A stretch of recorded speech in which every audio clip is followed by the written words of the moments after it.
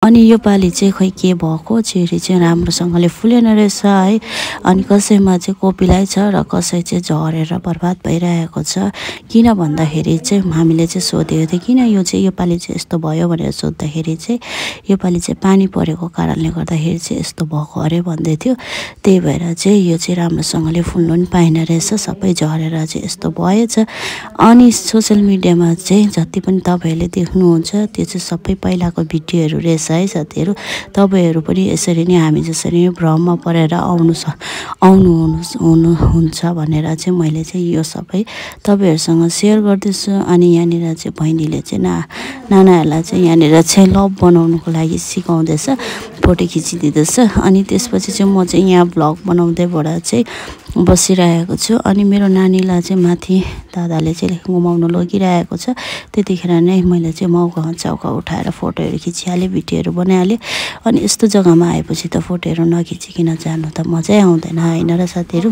त्यसपछि चाहिँ हामी चाहिँ यहाँ फोटोसोटो खिचेर पनि अनि हामी चाहिँ लु जाउँ है अब माथि निक्लौँ, एकै जग्गामा त फोटो खिचेर मात्रै हुँदैन भनेर चाहिँ हामी चाहिँ निस्किँदै थियौँ। ठिक्कै यहाँनिर चाहिँ चौतारामा चाहिँ चटपटेहरू बेचिरहेको रहेछ। चटपटे देखेपछि त हामी छोरी मान्छेलाई त नखाउँ भन्दा पनि खाउँ लागिहाल्छ। त्यही भएर चाहिँ हामी एकछिन पस्यौँ। यहाँनिर चाहिँ गुराँसको वाइन र ओरेन्जको वाइनहरू बेच्नुको लागि राखिरहेको रहेछ है। तपाईँहरूलाई मनपर्छ भने चाहिँ लिएर जान सक्नुहुन्छ है यो वाइनहरू चाहिँ। अनि मैले चाहिँ पहिल्यै नै टेस्ट गरेको यो वाइनहरू चाहिँ, त्यही भएर चाहिँ मैले चाहिँ लिएन। अनि हामी चाहिँ फाइनली माथि रोडमा पनि निस्केर चाहिँ तलनिर गएर अलिअलि फोटोसोटो खिचेर चाहिँ हामी फेरि गाडीतर्फपट्टि लाग्यौँ है। गाडीतर्फपट्टि लाग्दाखेरि चाहिँ यस्तो डरलाग्दो भिड गाडीले हिर्काउँछ भनेर चाहिँ यस्तो डर लागेको।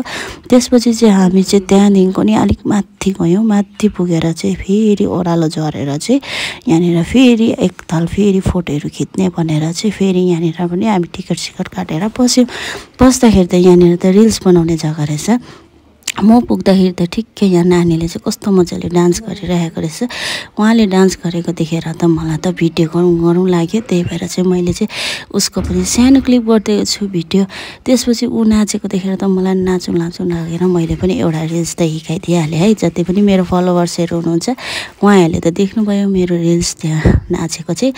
अनि यहाँनिर त यस्तो मजाले हिमाल देखिरहेको रहेछ। हिमालको पनि सानो भ्यू मैले फोटो खिचिदिएँ। अनि त्यसपछि चाहिँ हामी यहाँ गोर्खे दोकानमा चाहिँ बसेर चाहिँ यहाँ के खायौँ। अनि नानीहरू पनि यहाँ मजा गर्दै थियो। त्यसपछि चाहिँ हामी चाहिँ रातिको भ्यू पनि देख्यौँ है। तिमीतार्कुको यस्तो मजाले लाइटहरू लगाएको रहेछ, मजाको सिन देखिरहेको थियो। आफ्नो आँखाले झनै राम्रो देखेको थियो। यो मोबाइलले